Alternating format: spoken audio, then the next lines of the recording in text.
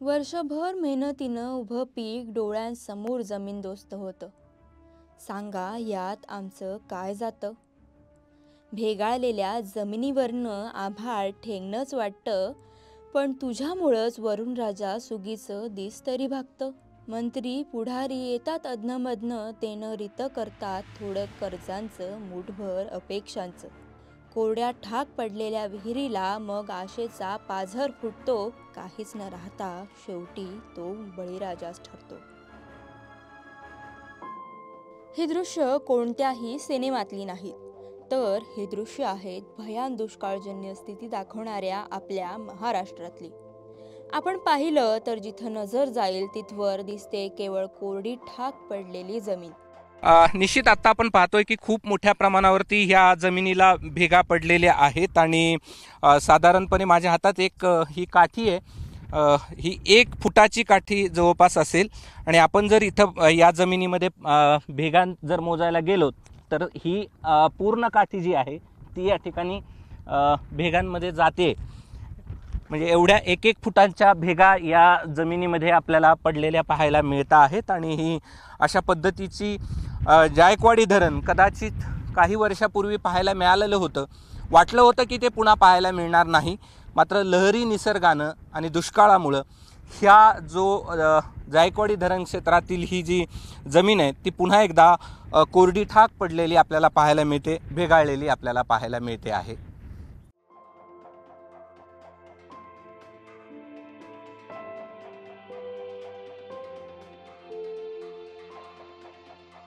महाराष्ट्रावर भीषण दुष्काळजन्य परिस्थिती ओढावली. गावांगावांमध्ये रस्त्यावर कोणी डोक्यावर हंडा घेऊन पाण्यासाठी वणवण फिरतय, तर कुठे गावात टँकर आला रे आला की त्याच्या भोवती लोक व्याकुळतेनं गर्दी करतायत. आणि कधी काळी तहान भागवणारं धरण आता मात्र कोरडं पडलंय. हिंगोली जिल्ह्यामध्ये पाणी टंचाईचं संकट आता अधिकच गडद होऊ लागलेलं आहे. अनेक तलावांनी तळ गाठलेला आहे. पाण्याचे जे साठे आहेत, पाण्याचे सोर्स आहेत, त्यांनी सुद्धा तळ गाठलेला आहे.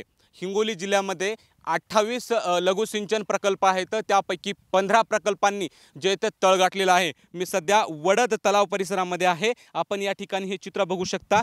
मागील 10 वर्षामध्ये या तलावानं पहिल्यांदा तळ गाठलेला आहे.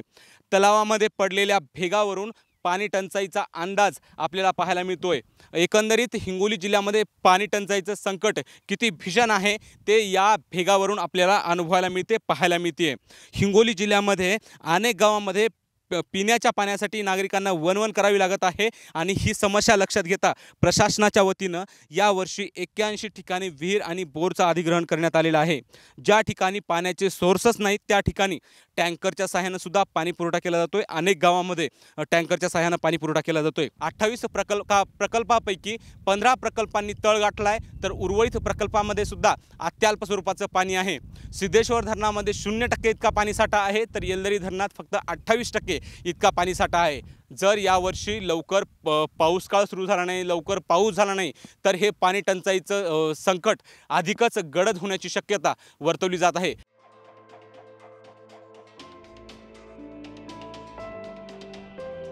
जिथं माणसाला प्यायला पाणी नाही तिथं पिकांचं काय म्हणावं? ज्या पिकाला वर्षभर जपलं ते पीक आपल्याच हाताने काढून टाकण्याची वेळ शेतकऱ्यावर आली. ही उन्हाळ्या संकटात दुष्काळातून मी पहारीला जपलं होतं.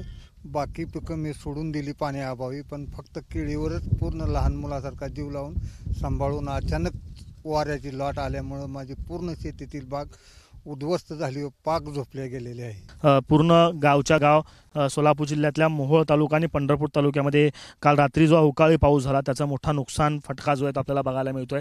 ही पूर्णच्या पूर्ण बाग अक्षरशः झोपलेली आहे. पिकांची फळ जे आहे ते आता लागलेले होते आणि अवघ्या काही दिवसांमध्ये ते मार्केटमध्ये गेले असते, मात्र लाखोंचा नुकसान जो आहे तो काल रात्रीच्या अवकाळी पावसाने केला आहे. जसं मी सुरुवातीला म्हणालो की एका ठिकाणी अवकाळीचा फटका तर दुसरीकडे दुष्काळानं हुरपळलेला जिल्हा, अशी सोलापूर जिल्ह्याची सध्याची परिस्थिती आपल्याला पाहायला मिळते. एकीकडे अवकाळीचा तडाखा तर दुसरीकडे भीषण दुष्काळजन्य स्थिती. अशा दुहेरी संकटांचा सामना महाराष्ट्र सध्या करतोय. महाराष्ट्राची ही अशी अवस्था असताना आचारसंहिता शिथिल होऊन शेतकऱ्यांना मदत मिळणार का हा प्रश्न सध्या अनुत्तरितच आहे.